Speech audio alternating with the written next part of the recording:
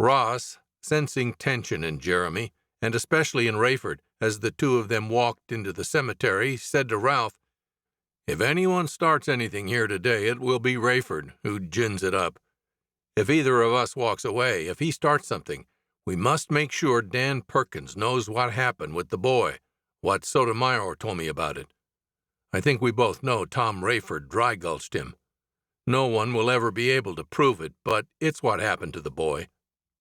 Ralph just nodded and then added, "Rayford's mine if it comes to any kind of showdown. He thinks he's a gunsel. I've seen his kind many times before, Ross. He'll bring about a moment of angry content and then draw with no warning or reason.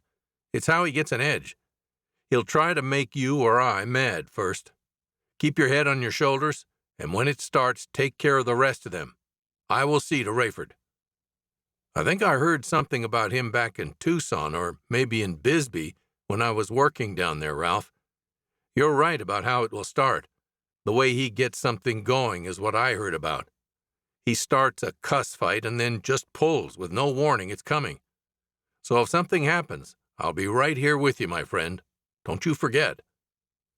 Ross knew it would be futile to argue about who would fight with Rayford first if it came to a confrontation. It was Ralph's little girl who had died. It was Ralph who would be in the forefront of any gunplay.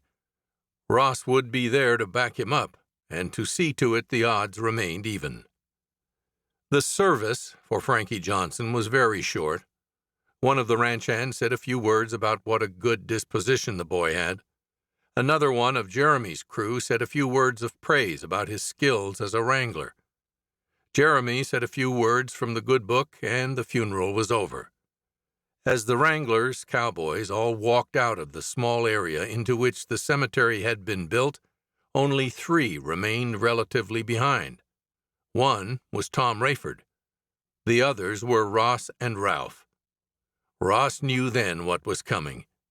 He stepped slightly away from Ralph to be able to have a clear view of what the rest of Jeremy's crew, and especially Jeremy, would be doing. He thought no one else would make a play against he and Ralph right away, but could not predict what might happen as the confrontation unfolded. As Ralph turned slightly away from Rayford, it happened. Rayford yelled, "Ralph Forney, you son of a bitch! If it were not for your little bitch brat, none of this would have ever happened." Rayford didn't wait even for a second after he finished his statement to Ralph. He started to draw his pistol immediately and looked to fire at where Ralph had been standing. But Ralph was there no longer. He had taken a page from Ross's book and dropped to his knees as well as moving sideways. As he was moving, he pulled a short-barrel shotgun out from under his black frock coat. He had modified the gun years earlier to hang from a loop under his coat.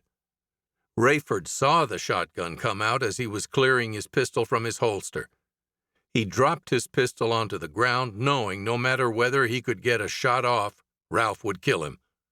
Ross had drawn one and then the other of his pistols at the same time. As soon as he heard the first words out of Rayford's mouth, he pulled.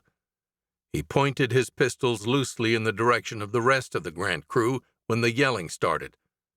No one else appeared to want any involvement in the situation, even though Jeremy was blustering and trying to say something which just would not come out. Jeremy saw Ross draw his pistols. Jeremy had started to say, "Kill the son of a bitch," but didn't get anything out because he also saw Ralph bring the shotgun out.